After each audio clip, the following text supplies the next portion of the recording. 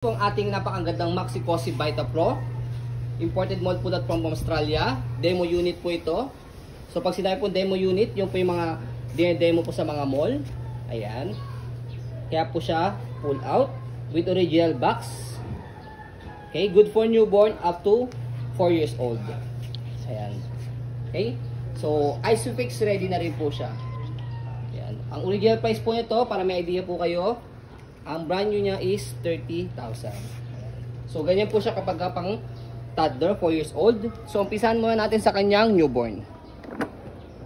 So yan, meron kayo ipipress po dito para maiga siya, itong color gray. So higang higa siya for newborn. Okay. Sa kanyang headrest, ayan, adjustable po itong headrest niya. Later on papakita po namin po sa inyo. And then itong side po niya is na adjust din sa gilid. Ayan, para sumikip. Ayan. And then next natin, meron po siya newborn pad sa body. Pag toddler na po siya, pwede nyo na po tanggalin po yan. Mga around 6 months. Yan. Depende po sa taba ng baby po ninyo. And then, wala lang siyang head dito. Pero, we have replacement po. Ayan. Okay.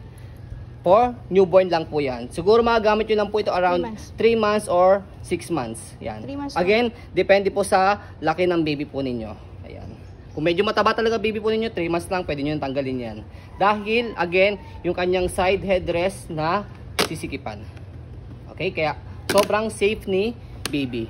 So, next natin, so yung kanyang reclining position, hanggang 3 reclining position, yan po yung pang newborn niya. Pangalawa, adjust natin. Ayan. Pangatlo, ayan. And then yung pang-apat niya, pang toddler na upong-upo na siya. Ayan. Okay, so next natin, yung kanyang belt lock, 5 harness po yan.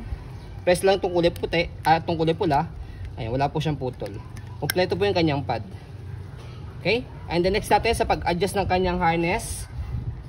So, meron siyang note dito. Shoot nyo lang yung daliri nyo dyan. And then, itong steel na to, angat nyo lang po ito. And then, hatakin nyo po siya. Ayan. Okay? So, hatakin natin muna.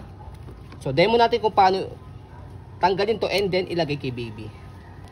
So, kahit isang parent lang po, kayang-kayang ilagay si baby dahil ang kinagandahan sa kanya, magnetic na po yung kanyang side. Magnetic holder, ayun na. Yan. Okay? So, nakalagay na dyan si baby. Nakamagnet siya sa dalawang side. Shoot nyo lang po yung kanyang kamay dito sa kabilang side. Ganun din sa kabilang side. And then, saka nyo po siya sikipan. Hatakin nyo lang po itong kanyang belt. Dahan-dahan. Okay, hanggang sa mag-tight kay baby sa pinaka safe na pagkaka-tight kay baby, yung hindi siya maglulust. Ayan. Okay. Okay. So next natin, sa pag-adjust ng kanyang headrest, sa pag-adjust ng kanyang headrest, kailangan a-adjustin mo yung kanyang harness muna. Okay? Luluwagan mo natin yung kanyang harness kasi itataas natin 'tong headrest niya. So, press lang po ito. And then, angat. Ito yung kanyang pinakamataas. Kulang pa. Ayan. Ayan. So, yan yung kanyang pinakamataas.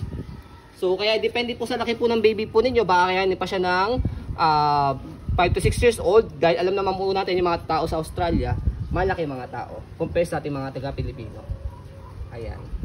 So, next natin, baba natin siya unti-unti. Ayan. Ayan. Ayan. Ayan. I think hanggang 10 siya. Ayan.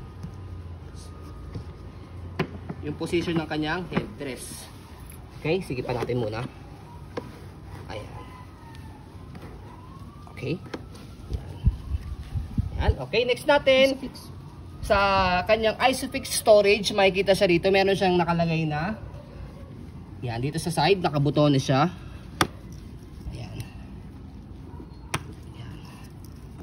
May storage na siya mismo rito. Ayan. Ang use po ng Isofix na car seat is easy to install na po pagka nilagay nyo po sa inyong sasakyan. Ayan. Alam naman po natin yung mga manual through seatbelt, medyo mahirap po siya ilagay. Unlike kapag Isofix na siya, sasalpak nyo lang po siya rito. Yung bakal sa upuan, sushoot nyo lang siyang ganyan.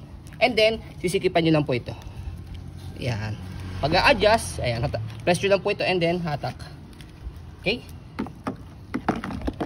Next po natin, yan, balik lang muna natin siya. Yeah. Sa kanyang body frame sa right side. Ayan. Ang kinagandahan sa ganitong stroller, sa ganitong car seat, meron po siyang diesel protection. If in case na magkaroon ng accident, meron siyang another protection dito. Si Mexico silang ato. Next natin, sa likod, ayan. So, ang use po nito, sinasabit siya. Depende po sa sasakyan po ninyo kung saan siya pwedeng isabit, sa likod ng upuan or sa pinaka-ceiling niya. Depende kung saan siya merong pagkasabitan po doon. Okay, depende po sa car po ninyo yan. Ayan. So, meron siyang instruction dito kung paano po siya installed. Kaya hindi po kayo mahirapan. Regarding sa manufacturing date, ayan.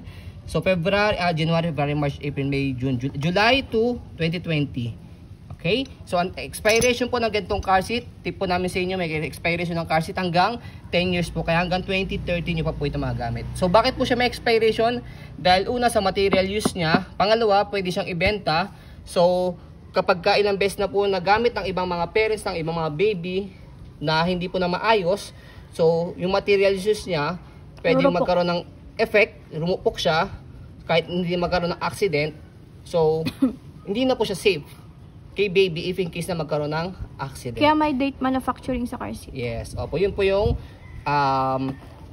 tawag dito, explanation po sa kanya. Yung Pero kung hindi nyo po siya ibebenta at ipapamana nyo po sa mga anak po ninyo at maayos nyo po siyang nagamit, kahit expired na po siya, pero maayos pa po siya, pwede nyo po siyang gamitin. Basta hindi marupok yung plastic, pwede pang gamitin. Yes. Okay, next natin yung kabilang side ng body frame. May diesel protection. Ayan. Ayan. Okay. So, ayun po again, si Mexico si Vita Pro is number 1 po itong car seat or brand po sa Australia. Ayan. So yun po, as you can see, very details po kami sa yung pong video kasi ang shop policy, no refund, no exchange, what you see is what you get. So yun po, maraming salamat. Have a nice day and God bless po.